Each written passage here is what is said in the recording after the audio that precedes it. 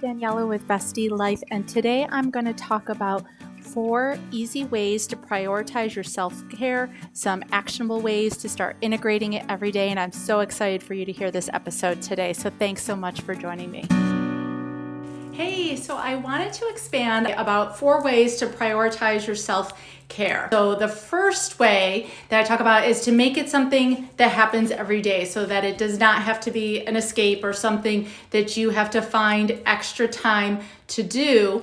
You know, when you make self-care happen every single day, you're integrating in different ways. And sometimes you have to think a little bit differently about what that looks like. And as I go along, if you have questions, feel free to drop them in the comments. But so by making it happen every single day, you rethink like self-care isn't just a spa day or getaway, but maybe it is a face mask you do every night, a special lotion that you put on, or maybe it's taking that moment during your coffee. Maybe it's the way you dress, and that's part of what gives you that confidence during your day. Maybe it's the way you decorate your house so that when you walk in, you feel that sense of calm just by coming in your house, some different candles, plugins, things like that.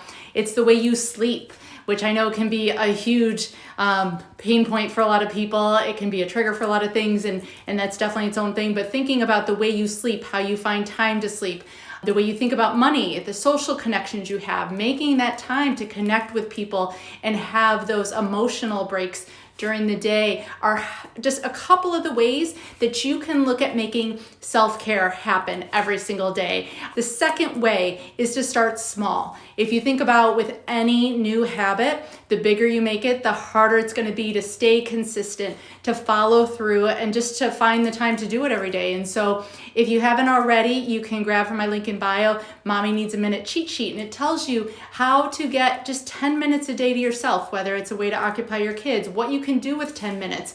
And it might not seem like a long time, but 10 minutes is enough time to go for a walk, to be out in nature, to fit in a workout, to text or call a friend.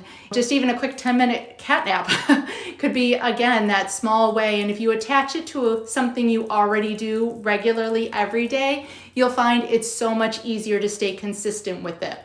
The third tip came from respecting your time. So many times it's like we haven't actually carved out time for it, and we're just kind of winging it and thinking like, oh, I'll fit it in when I have a chance, when I have a free minute. And so if it's not already ingrained as a habit, it's not going to be front of mind. It's not going to be something that you think to do. And so definitely initially maybe, set aside, whether it's time in the morning, set an alarm on your phone that goes off to remind you, go take a water break, take an extra lap. It's some of those little things that you need to respect the time for it.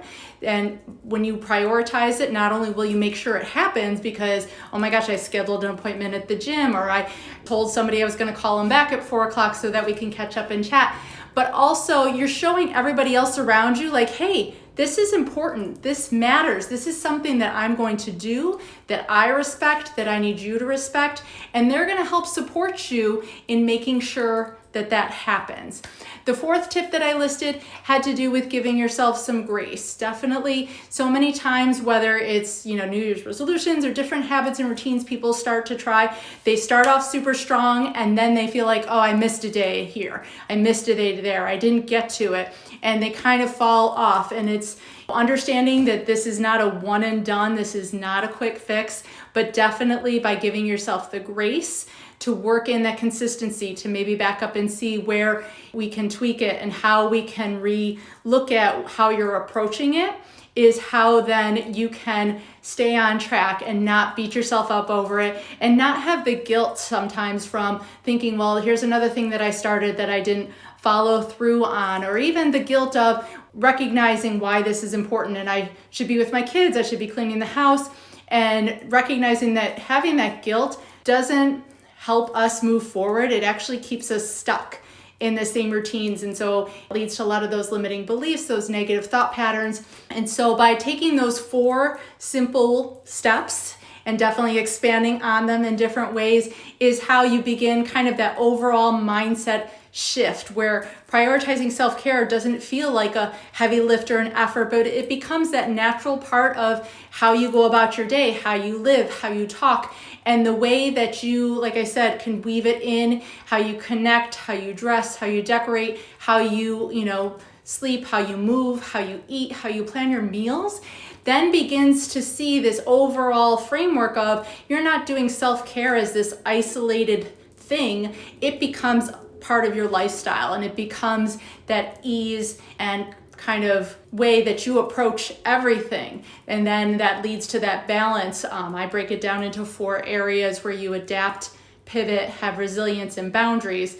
That's a different talk that I'll be getting to. But they kind of all play together where then you start getting rid of the overwhelm and the fatigue and the stress and the burnout that I think so many working moms experience from trying to juggle all the things, do it all, prioritize everybody else, and not get back to themselves and not take that moment to be like, okay, by doing this, I'm going to help everybody else.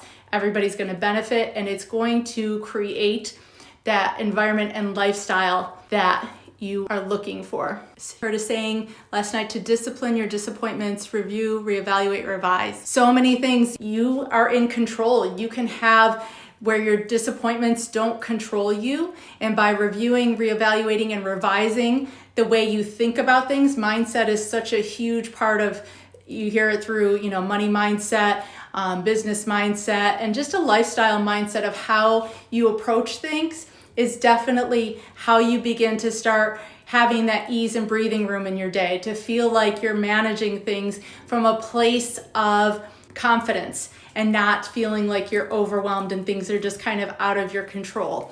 If you haven't already, on my website, I have a self-care IQ quiz where you can take a minute, look and see at these different areas.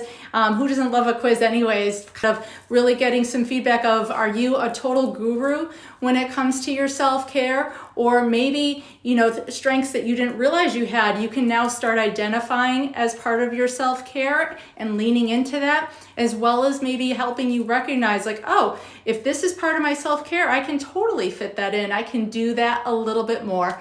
So I hope these 4 ways to prioritize your self-care every day and kind of putting self-care at the top of your priority list are things that you can start integrating. I would love to know your questions and comments. Please shoot me a DM or leave a comment below. I will love to know so that I can expand on these and then be able to maybe have some conversations, answer your actual questions, and really be able to dive in and give you that tangible, actionable steps to be able to move forward with it. So hopefully this helped. Please let me know, and I can't wait to talk to you soon. Bye-bye.